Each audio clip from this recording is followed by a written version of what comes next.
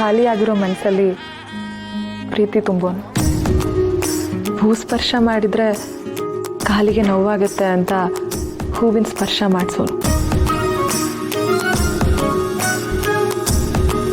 ನನ್ನ ಕೈ ಹಿಡಿಯೋಕೆ ಬಳೆಯಾಗಿ ಬರ್ತಾನೆ, ಉಡಿಗೆ ಹೂವಾಗಿ ಬರ್ತಾನೆ, ಕೆನ್ನೆಗೆ ರಂಗಾಗಿ ಬರ್ತಾನೆ.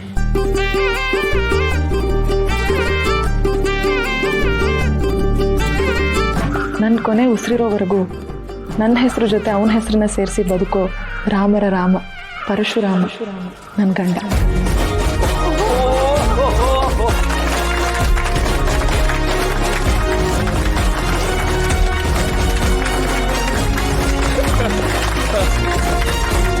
ಟೀಚರವ ಇದನ್ನೆಲ್ಲ ಯಾವಾಗ ಕಲ್ತ್ರಿ?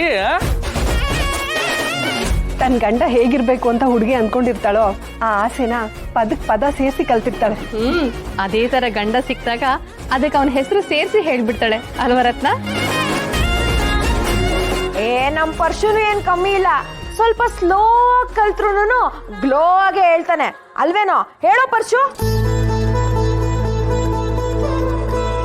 ಬ್ರಹ್ಮ ನಮ್ಮ ಮಾರಿಗುಡಿ ಮಕ್ಕಳು ಭವಿಷ್ಯನ ಬಿಟ್ಟು ಬೇರೆ ಎಲ್ಲ ಭವಿಷ್ಯನೂ ಬರ್ದಿರ್ತಾನೆ.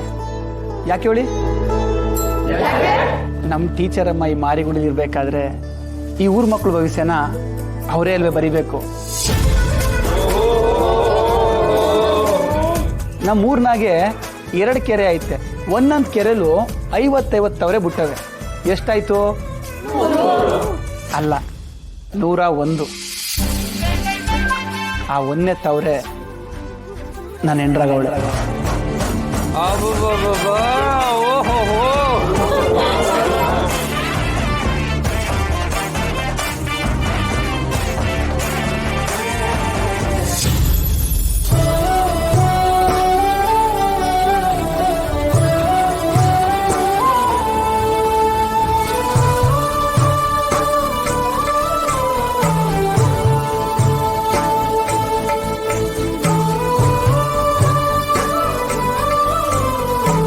ನನ್ನ ಇನ್ಮ್ಯಾಕೆ ಯಾರೇ ಗಂಟು ಕಳ್ಳ ಅಂದ್ರು ಆರಾಮಾಗಿ ಒಪ್ಕೋತೀನಿ. ಯಾಕಂದ್ರೆ ಮದುವೆ ಅಂದ್ರೆ 3 ಗಂಟು. ಅದರಲ್ಲಿ ಮೊದಲನೇ ಗಂಟು ಅವಳ ಸಂಸಾರಕ್ಕೆ, 2ನೇ ಗಂಟು ಅವಳ ಮನಸ್ಸಿಗೆ, 3ನೇ ಗಂಟು ಅವಳ ಸೌಂದರ್ಯಕ್ಕೆ. ನವರತ್ನ.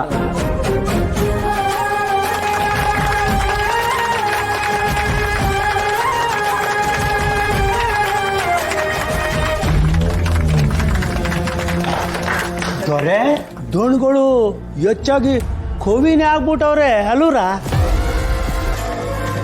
ಮತ್ತೆ ಹೆಂಡತಿ ಬಂದ್ಮೇಲೆ ಅವಳ ಮಾತನ್ನ ಕೇಳೋ ಕಿವಿನೂ ಆಗ್ಬೇಕು, ಅವಳ ಆಗಾಗ ಹೋಗ್ಳೋ ಕವಿನೂ ಆಗ್ಬೇಕು. ಆಯ್ತು ಮಾತು ಸಾಕು. ಮೆರವಣಿಗೆಗೆ ತಡ ಆಗುತ್ತೆ, ಎಲ್ಲರೂ ಹೊರಡ ನಡೀರಿ. ಗೊತ್ತಾ, ನಮ್ಮನೆಗೆ ಮಹಾಲಕ್ಷ್ಮಿ ಥರ ಬರ್ತಿದೀಯ. ಬಲ್ಗಾಲಿಟ್ಟು ಒಳಗಡೆ ಬಾಮ್ಮ.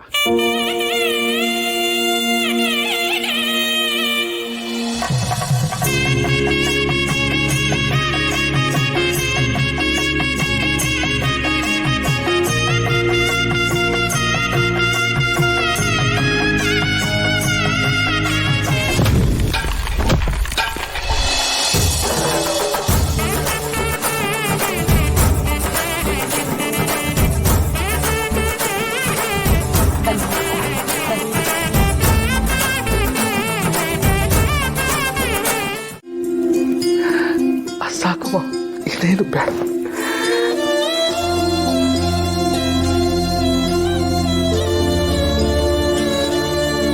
ನೀವು ಊರ್ ಯಜಮಾನ್ರು ಅಂಥದ್ರಾಗೆ ನಿಮ್ಮ ಮನೆಗೆ ನನ್ನ ತಂಗಿಗೆ ಯಜಮಾನಿ ಪಟ್ಟ ಕೊಟ್ಬಿಟ್ರಿ.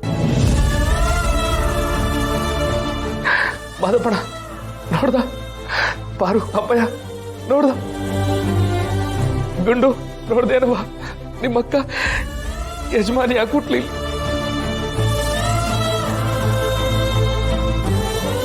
ನಿಮ್ ಋಣನ ಯಾವ್ದು ತೀರ್ಸಕ್ಕಾಗಿಲ್ಲಮ್ಮ, ತೀರ್ಸಕ್ಕಾಗಿಲ್ಲ.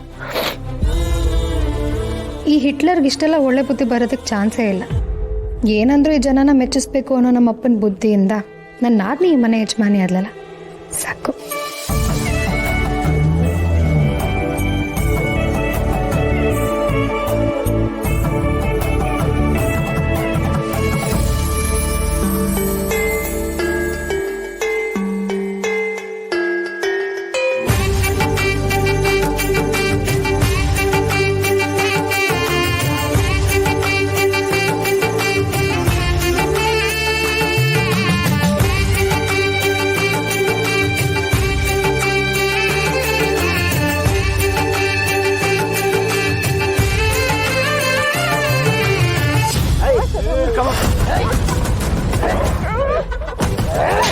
ತಪ್ಪಿಸ್ಕೊಳಕ್ ನೋಡ್ತಾವಲ್ಲ ಅವನ ಅಜ್ಜಿ ಹೊಡೆದಾಕ್ರು. ಇಲ್ಲಿ ಬೇಡ ಕಣ್ರು, ಊರ ಹೊಡೆದಾಕಣ. ನಿಮ್ಮನ್ ಸುಮ್ನೆ ಬಿಟ್ರು, ಆ ಪರ್ಷನ್ ಮಾತ್ರ ಸುಮ್ನೆ ಬಿಡಲ್ಲ ಕಣ್ರು.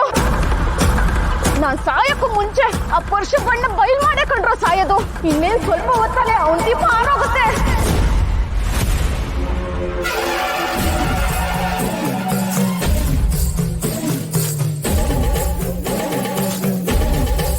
ಇವಳು ಮಾತೇ ಕೇಳ್ತಿದ್ದೀರಾ? ತುಂಬಾ ಒಳಗಡೆ ಹಿಡೀರ ಅವಳನ್ನ.